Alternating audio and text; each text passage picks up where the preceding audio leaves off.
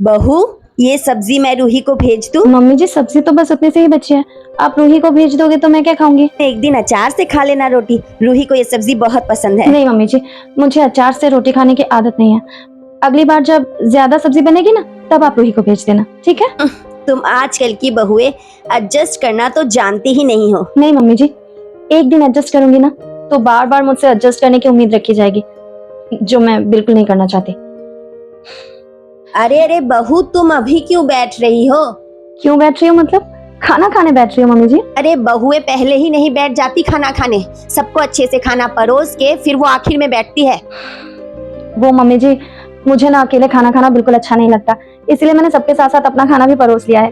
सबके साथ बैठ के ही खा लूंगी और सारा खाना मैंने ये टेबल पे ही रखा है। किसी को कुछ चाहिए होगा ना तो मैं दे दूंगी, यू डोंट वरी। आप भी बैठ जाइए।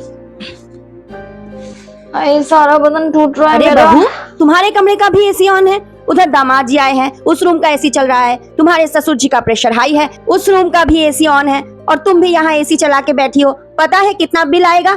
बंद कर दो एसी। मम्मी जी, उन दोनों कमरों का एसी ना सारा दिन चलता है और मेरे कमरे का एसी बस दोपहर को 2-1 घंटे चलते हैं जब मैं रेस्ट लेने आती हूँ। मुझे नहीं लगता कि 1-2 घंटा एसी चलने से इतना बड़ा कुछ बिल में फर्क आने वाला है। आप एक काम कीजिए, उन दोनों रूम का एसी थोड़ी देर के लिए बंद रखने की कोशिश कीजिए, इससे आपको हेल्प मिल जाएगी।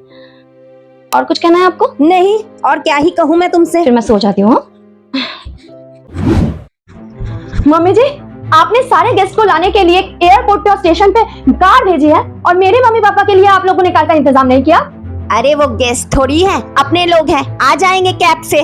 वाह मम्मी जी, जब गिफ्ट की बारी आई तब तो आपने मुंह फाड़ के उनसे सोने का गिफ्ट मांग लिया, जबकि आप जानती हैं कि सोने का भाव क्या चल रहा है। मैंने तो उनसे मना भी किया था, लेकिन वो ठहरे भले मानस आप लोगों के लिए सोने का गिफ्ट ला रहे थे, लेकिन आप लोगों से उनके लिए एक कार तक बुक नहीं हुई। मैं अभी उनसे फोन करके कहती हूँ कि जहां तक पहुंचे वहीं से रिटर्न चले जाएं, क्योंकि जहां पे उनका सम्मान नहीं वहां उन्हें आने की कोई जरूरत नहीं। अभी फोन करती हूँ। अरे अरे बहू, तुम तो नाराज हो गई। भेजती हूँ ना गाड़ी में, भेजती हूँ, रुको। तो जल्दी भेजिए गाड़ी उनके एयरपोर्ट आने से पहले, और आइंदा से कभी भी मेरे मम्मी पापा के इंसल्ट करने की या उन्हें हरास करने की कोशिश भी मत करना, वरना मैं ना आपके इस घर में तांडव मचा दूंगी।